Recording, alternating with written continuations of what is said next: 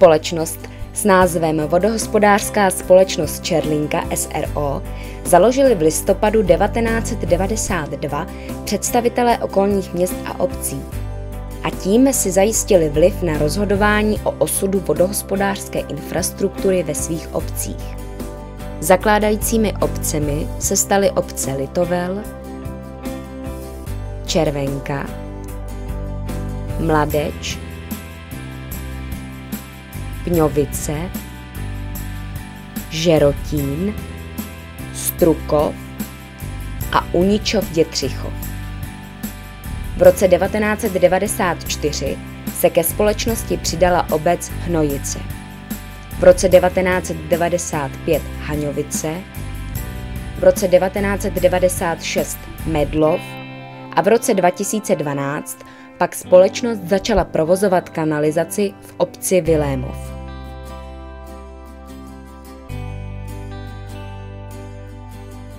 Město Litovel má ve společnosti rozhodující, ne však generální vliv. Má 66% hlasů.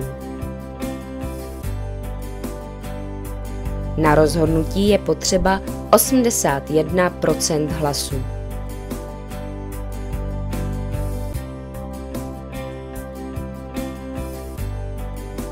Hlavními činnostmi společnosti jsou provozování vodovodů včetně vodního zdroje, provozování kanalizací a čistíren odpadních vod, provádění drobných vodohospodářských staveb, specializovaný maloobchod. Vodovody. Společnost VHS Čerlinka pitnou vodou zásobuje více než 16 000 obyvatel, kterým dodává denně více než 3 miliony litrů pitné vody. Délka provozované vodovodní sítě je, včetně přípojek, 162 kilometrů. Společnost provozuje jeden vodní zdroj v Zadním Újezdu,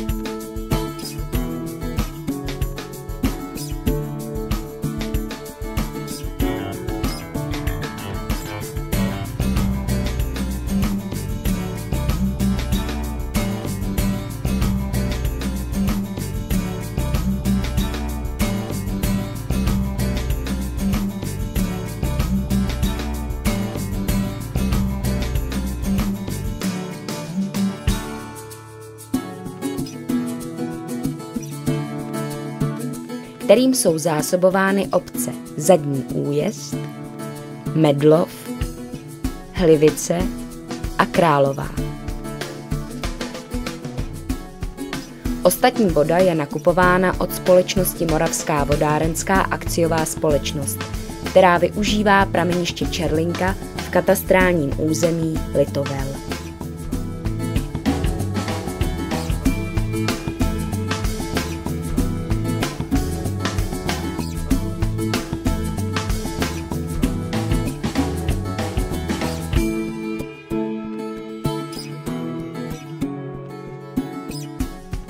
Kanalizace.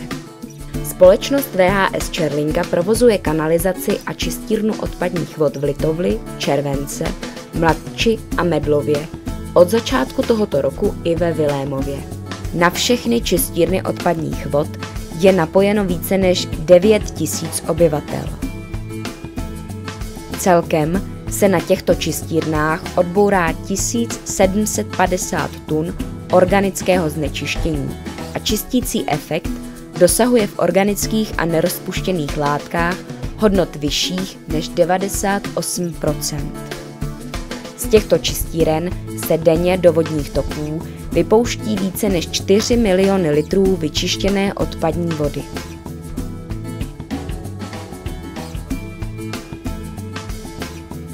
Délka provozované kanalizační sítě, včetně přípojek, je 96 kilometrů.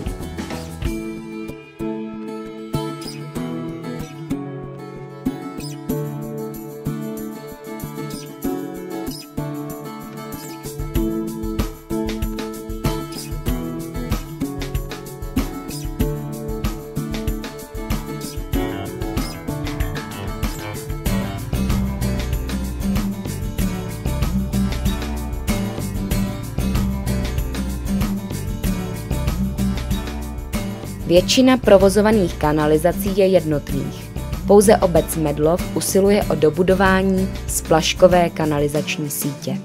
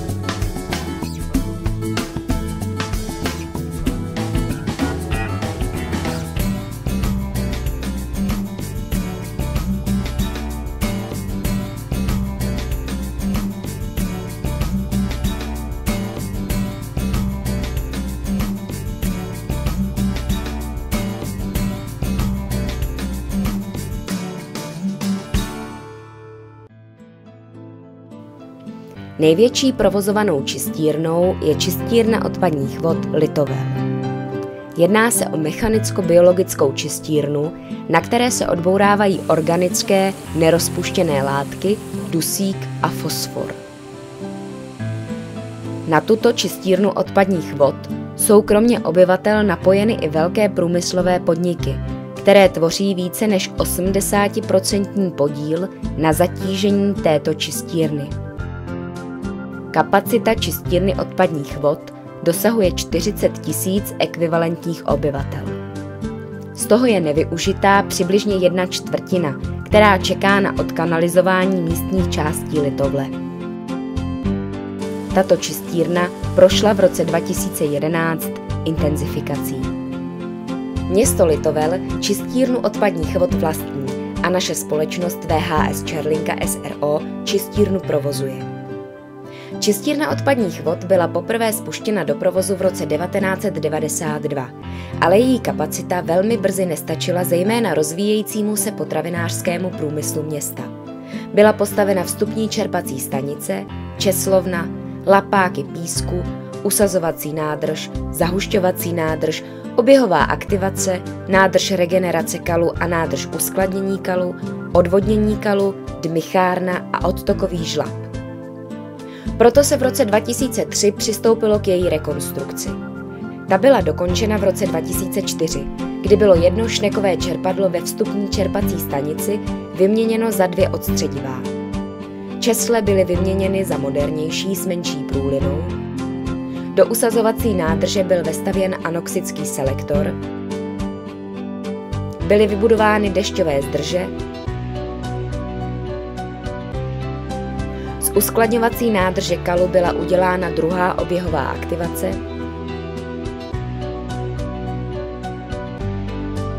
Zahušťovací nádrž začala být využívána jako zásobní jímka průmyslových vod. Ve dmychárně proběhla výměna jednoho z dmychadel za podstatně větší. Dále bylo vybudováno zcela nové kalové hospodářství, které obsahuje 2 zahušťovací nádrže, 2 uskladňovací nádrže a kalolisovnu. Během této rekonstrukce se ovšem zpřísnila legislativa a čistírna by po naplnění projektové kapacity nebyla schopna vyhovět tvrdším limitům, zejména na dusík, a tak bylo přistoupeno k její intenzifikaci. Intenzifikace proběhla v letech 2010 a 2011. Při této intenzifikaci byly doplněny ručně stírané česle a dávkování koagulantu. Hlavně byl ovšem vybudován objekt monobloku, ve kterém se nacházejí 2 nádrže denitrifikace, nová, podstatně větší regenerace kalu spolu s novou dmychárnou a jímka průmyslových vod. Čistírna odpadních vod Litovel má kapacitu 40 000 ekvivalentních obyvatel a jsou sem přiváděny odpadní vody z města Litovle, Nasobůrek, Tří Dvorů a Chořelic. Na čistírnu odpadních vod je přiváděno velké množství průmyslových odpadních vod z pivovaru, sýrárny, sodovkárny, sladovny, bramborárny a z výroby těstovin. Kapacita čistírny odpadních vod je naplněna asi ze 3/4 a předpokládá se, že na ní budou v budoucnu napojeny všechny malé okolní obce. Území Litovle je, vzhledem k jejímu rozmístění prakticky na rovině s množstvím ramen řeky Moravy, pro odkanalizování velmi problematické. Na území města je proto rozmístěno 14 čerpacích stanic, které postupně čerpají vodu na čistírnu odpadních vod. Tady dochází k jejímu poslednímu pozvedání. Prvním mechanickým stupněm čistírny odpadních vod je česlovna.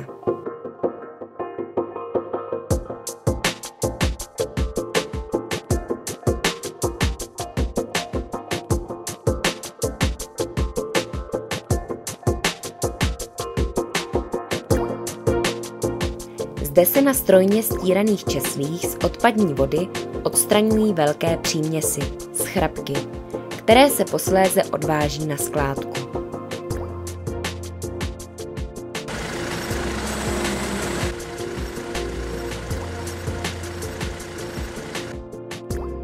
Dalším mechanickým stupněm je lapák písku, kde se pomocí odstředivých sil z vody odstraní těžké příměsi.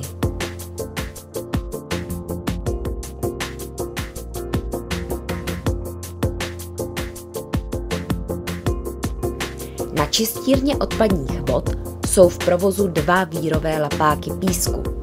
Zachycený písek se z lapáku písku odčerpává mamutkou a po jeho separaci se spolu se schrapky odváží na skládku.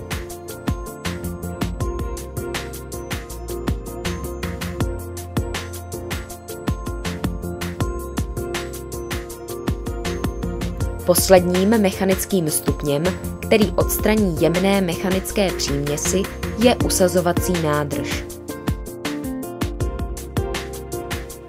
Doba zdržení je v ní přibližně 18 hodin a za tuto dobu se z odpadní vody odsadí, případně vyflotují nerozpuštěné příměsi.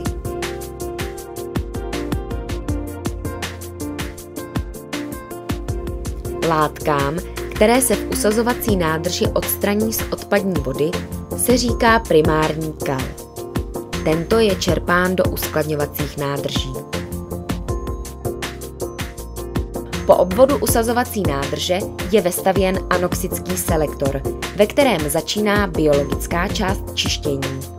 V anoxickém selektoru je odpadní voda zaočkovávána vratným aktivním kalem a bez přístupu kyslíku se zde vytváří vhodné podmínky pro mikroorganismy odbourávající fosfor. Součástí čistírny jsou také 2 dešťové zdrže, které chrání čistírnu před hydraulickým přetížením v období srážkových událostí, kdy na čistírnu odpadních vod přichází 8krát více vody, než je obvyklé za bezdeštného stavu.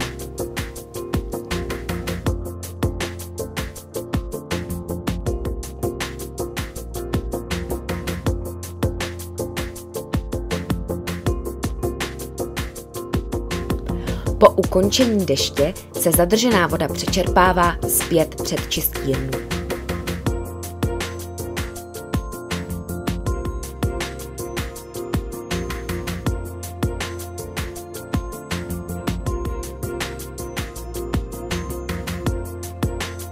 Ovšem srdcem mechanicko-biologické čistírny je aktivační jednotka.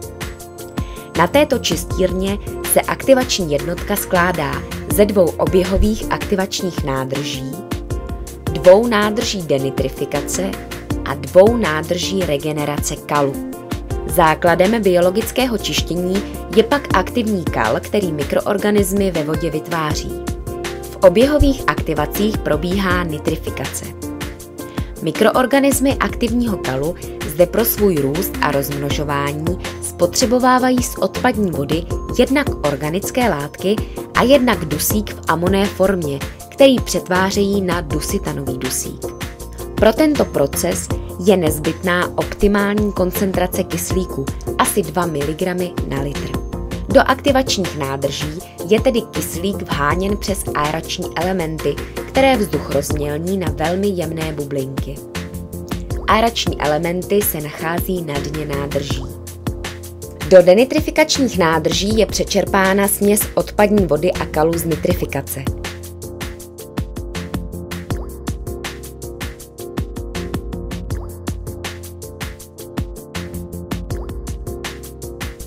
V denitrifikačních nádržích se tato směs pouze míchá. Dochází zde ke spotřebování nahromaděného kyslíku z nitrifikace a bakterie, které nemají k dispozici kyslík, začínají dýchat dusičnany a tím mění dusičnanový dusík na dusík plynný, který vyvěrá nad hladinu nádrží. Z denitrifikačních nádrží odtéká směs vody a aktivního kalu zpět do oběhové aktivace a odtud do dosazovacích nádrží, kde dochází k rozdělení vody a aktivního kalu.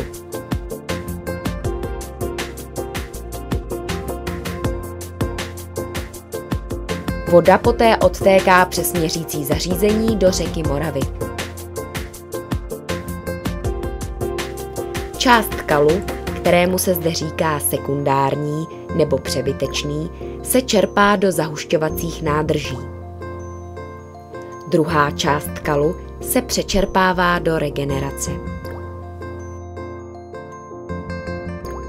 Regenerace slouží k jakési přípravě aktivního kalu na setkání s velmi znečištěnou odpadní vodou, která se na přítoku na čistírně odpadních vod nachází. V regeneraci se bakterie aktivního kalu nechají za stálého provzdušňování vyhladovět a takto připravené se vracejí do nově přitékající odpadní vody zpět na začátek biologického procesu čištění do anoxického selektoru.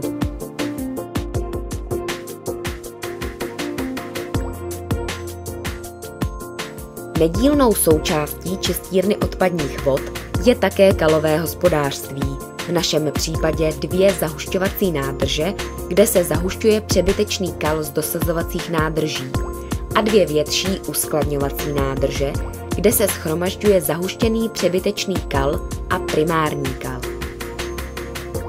V uskladňovací nádrži se kal anaerobně stabilizuje, vyhnívá. Doba zdržení při našem studeném vyhnívání musí být minimálně 100 dní.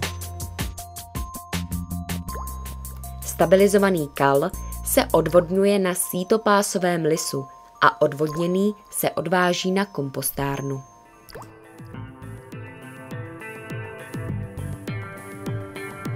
Společnost vydává nemalé prostředky na opravy a výměny vodohospodářské infrastruktury a k jejím dlouhodobým cílům patří postupná oprava či výměna zastaralých vodovodů a kanalizací a tím snížení ztrát pitné vody a snížení nátoku balastních vod na čistírny.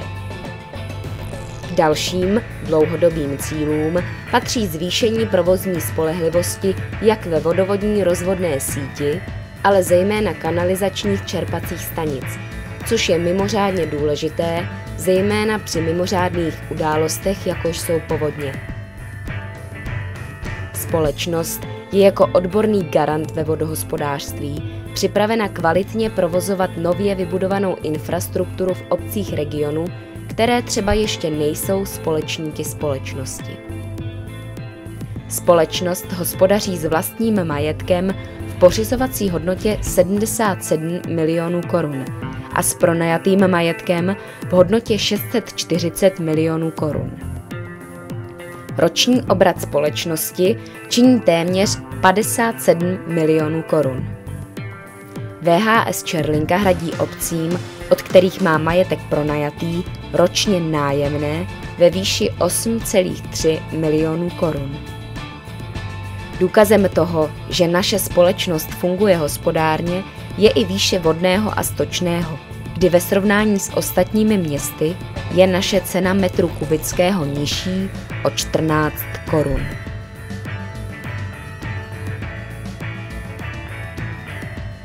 Naše společnost zaměstnává 27 zaměstnanců, převážně z Litovle a blízkého okolí, a všem jim patří dík za odvedenou práci.